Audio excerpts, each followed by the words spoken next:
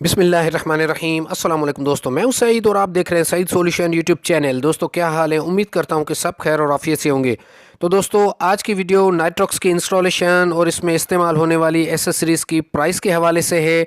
मैंने कोशिश की कि कंप्लीट डिटेल आपके साथ शेयर करूं, लेकिन वीडियो बहुत ज़्यादा लंबी हो जाने की वजह से मैंने इसके पार्ट्स को स्किप कर दिया है और वो स्टेप बाय स्टेप आपके साथ में शेयर करता रहूँगा। तो आज की वीडियो में जितनी भी मालूमात आपके साथ शेयर करता हूँ, बेसिकली ये हमारे एक मैकेनिकल टेक्नीशियन हैं जो ख़ुद इस सिस्टम को इंस्टॉल करना चाह रहे हैं। तो आप भी देखिएगा कि अगर आप कुछ ना कुछ काम जानते हैं तो फिर आप ये काम कर सकते हैं, लेकिन अगर आप बिल्कुल नए हैं तो फिर इसको ख़ुद इंस्टॉल करने की कोशिश मत कीजिएगा, उसमें आपको नुकसान उठाना पड़ सकता है। तो चलें वीडियो को शुरू करते हैं।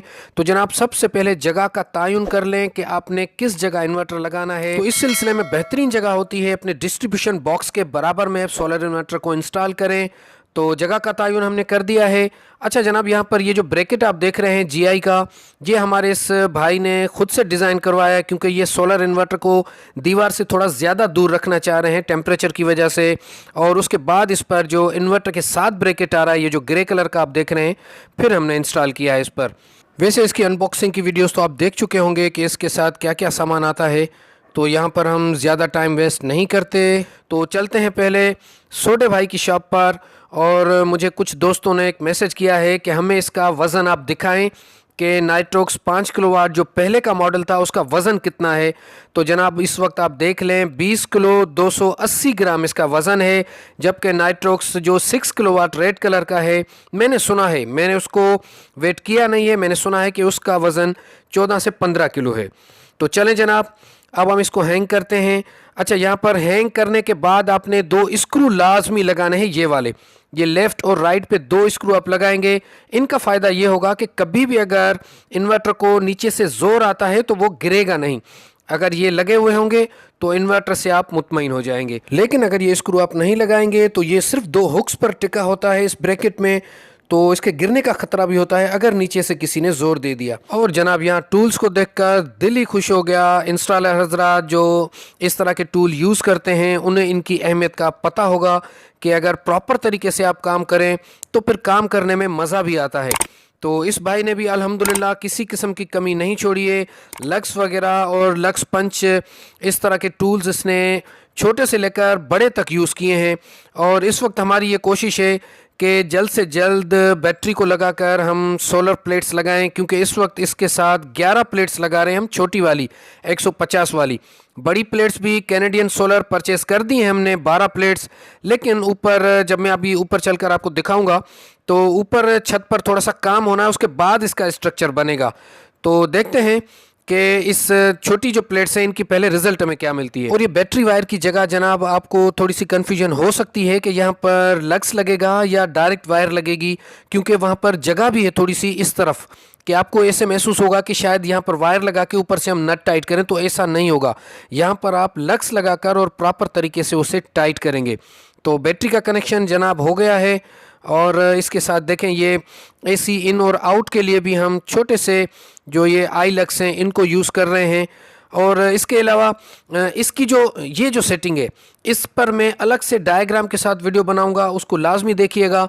यहाँ पर आपको रैंडमली बता देता हूँ कि नीचे से जितनी भी वायर्स लगती हैं जो कि जनरेटर पोर्ट की है, लोड इन की या लोड आउट की, तो इन नीचे से जो वायर्स लगती हैं और ऊपर से जो वायर्स निकलती हैं उनमें थोड़ा सा फ़र्क नज़र आएगा आपको। यहाँ पर आप अगर एसी लोड की बात करें तो देखें यहाँ पर सिर्फ नीचे 3 वायर्स आपको नज़र आ रही हैं, ऊपर सिर्फ 2 हैं। लोड के सामने लोड की है और न्यूट्रल के सामने न्यूट्रल की है, लेकिन एक पीई का आपको यहाँ पर कनेक्शन नज़र आ रहा है जो कि अर्थिंग का होता है, लेकिन ऊपर से उसकी वायर आपको नज़र नहीं आएगी।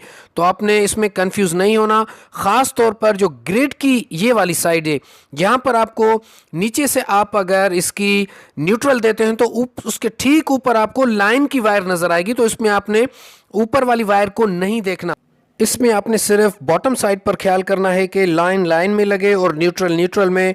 इसकी जो अगली वीडियोस डायग्राम के साथ आएगी उसमें इंशाल्लाह और भी ज़्यादा वज़ाहत होगी। तो जनाब ये वो प्लेट्स हैं जो कि 6 प्लेट्स 2.2 किलोवाट के साथ लगी हुई थी और पैरेलल में लगाने की वजह से देखें, पैरेलल के कनेक्शन जहाँ भी आप करेंगे वहाँ पर इस तरह की परेशानी आपके साथ हो सकती है। ख़ास तौर पर अगर ज़्यादा स्ट्रिंग्स आप मिलाएंगे तो फिर ये परेशानी हो सकती है, और फिर खुले में अगर वायर्स को आप छोड़ेंगे तो फिर यकीनन इस तरह का मसला होगा।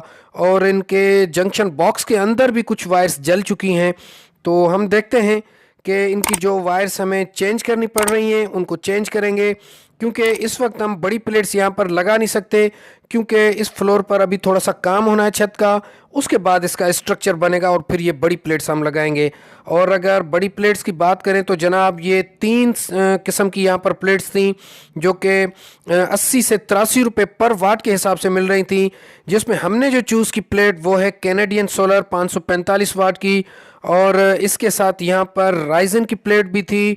ये आप देख रहे हैं, ये है कैनेडियन की और कैनेडियन सोलर, और ये है राइजन की प्लेट, और इनकी कीमत में 1 से 2 रुपये का फ़र्क था, मतलब 80, 81 या फिर 82 रुपये ज़्यादा से ज़्यादा। और ये है जनाब जिनको की प्लेट, लेकिन हमने कैनेडियन सोलर को तरजीह दी और उसकी 12 प्लेट्स हमने परचेज़ की। और ये है जनाब डिस्ट्रीब्यूशन बॉक्स, जो कि हम इन्वर्टर के बिल्कुल साथ लगाते हैं। डबल पोल के 6 ब्रेकर इसमें हम लगा सकते हैं, और ये आबिद कंपनी का है। पहले ये हमें मिला था 1400 रुपये का, और आज इसकी कीमत हो गई है 2400 रुपये। लेकिन इसमें हम चेंज ओवर 2 नहीं लगा सकते। अगर हम मीटर को थोड़ा सा मॉडिफाई करें तो फिर शायद लगा सकते हैं, वो आगे चल के मैं आपको बताऊंगा कि किस तरह लगाएंगे। अच्छा जनाब, ये सोलर की वायर जो इन हो रही है, यहाँ पर हमने थोड़ा सा ख्याल किया इस चीज़ का कि इस होल को टेपर करें कि बारिश का पानी वायर के थ्रू अंदर ना आए। हालांकि यहाँ पर सीमेंट लग के इसको सील कर दिया जाएगा, लेकिन फिर भी हमने ख्याल किया है कि पानी अंदर ना आए। अच्छा जनाब, यहाँ पर ऊपर से कनेक्शन सारे ओके हो चुके हैं। और अगर इस डीसी ब्रेकर की बात करें तो जनाब ये 2000 रुपये का डीसी ब्रेकर है, जो कि 40 एम्पियर का है। और इसको एक दफ़ा हम ऑन करके फ़ाइनल इसकी टेस्ट कर रहे हैं कि इसकी प्लस माइनस ठीक है या नहीं है, क्योंकि अब हम स्टिंग के अंदर अपने इन्वर्टर के अंदर इसको लगाने लगे हैं, और अल्हम्दुलिल्लाह यहाँ पर बिल्कुल सेट है। 212 वोल्ट हमें मिल रहे हैं। और अब बिस्मिल्लाह करके हम लगाते हैं इसको। बैटरीज़ हमने पहले से लगा दी हैं, और अब देखते हैं कि ये हमें 11 प्लेट्स 150 वाट की कितनी आउटपुट देती हैं। और अगर जनाब रिज़ल्ट की बात करें तो हमें तकरीबन 1100 वाट तक मिल रही हैं। 1650 वाट की ये प्लेट्स हैं और 1100 वाट आउटपुट, तो ये बहुत ही अच्छी रिज़ल्ट है। ये होता है एक अच्छे सिस्टम को डिज़ाइन करने का फ़ायदा। हालांकि देखें, प्लेट में तो इनको नुकसान हुआ, क्योंकि ये जो प्लेट परचेज़ की थी उन्होंने पहले, अब वो प्लेट इसके साथ हम ज़्यादा देर तो नहीं लगा सकेंगे। ज़ाहिर है जब स्ट्रक्चर बन जाएगा तो इन प्लेट्स को निकालना पड़ेगा। तो हमेशा सोच समझ कर प्लेट्स लें, और बड़ी प्लेट्स लेंगे तो उसका फ़ायदा आपको बहुत देर तक चलता रहेगा। और ये हैं जनाब, इस वक्त आप देख रहे हैं ये प्लेट्स की जो हमने स्टिंग बनाई है, पूरी की पूरी एक ही स्टिंग बनी हुई है। सारी प्लेट सीरीज़ में लगी हुई हैं, और यहाँ पर पानी की एक मोटर है और कुछ पंखे हैं, एक इन्वर्टर रेफ्रिजरेटर है। तो ये लोड अल्हम्दुलिल्लाह इस पर चला कर देखा है 24 घंटे। यहाँ पर लाइट का तो कुछ एतबार नहीं होता, लेकिन 24 घंटे 4 बैटरीज इनकी हैं जो AGS 210 वाली, वो इनका शटडाउन नहीं होता है सिस्टम। और बैटरीज़ की बात करें तो ये इनके पास पहले से मौजूद थी। बैटरी का ख़र्चा बिल्कुल नहीं हुआ है इनका, सिर्फ इन्वर्टर का हुआ है, वायर का और बाकी चीज़ों का हुआ है, एसेसरीज़, जो कि मैं आपको आगे चल के पूरी लिस्ट बता दूंगा। और जनाब ये जो आप देख रहे हैं ओपास का चेंज ओवर 50 एम्पेयर का हमने लगाया है। और ये मीटर आप देख रहे हैं, ये इस चेंज ओवर से जो भी आउटपुट होगा, फिर वो बिजली हो या फिर वो इन्वर्टर हो, उसकी आउटपुट यहाँ पर शो होगी, एम्पेयर्स और वोल्ट।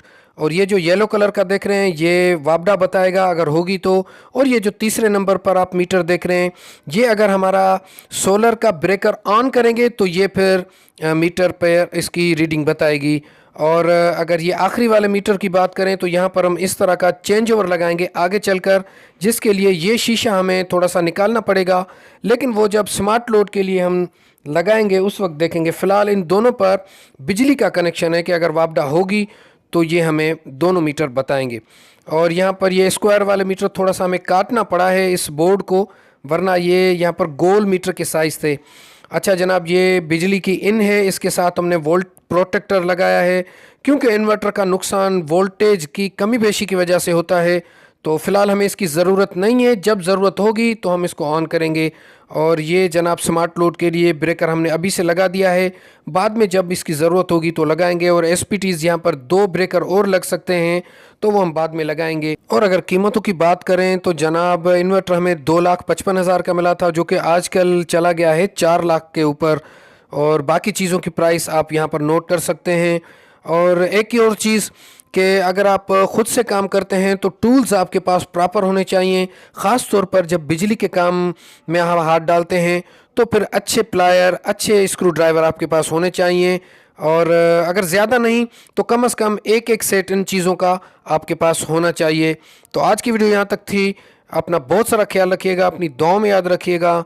मिलते हैं किसी और वीडियो में। अल्लाह हाफ़िज़।